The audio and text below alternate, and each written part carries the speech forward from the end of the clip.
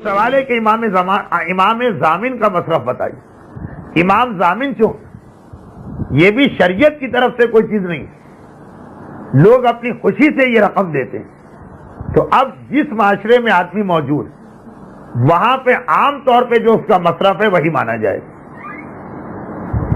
یعنی کوئی شرعی رقم تو نہیں ہے یہ خمس کی طرح سے، یہ تو لوگ اپنے دل سے خوشی سے دیتے ہیں کہ مسافر خیر و عافیت سے پہنچ جائے. تو بعض جگہوں پر امام ضامن کو صدقہ کر دیتے ہیں، بعض جگہوں پہ امام ضامن سے کوئی نیاز کی چیز خرید کر اس پہ نیاز دلوا کے کسی سید کو کھلا دیتے ہیں.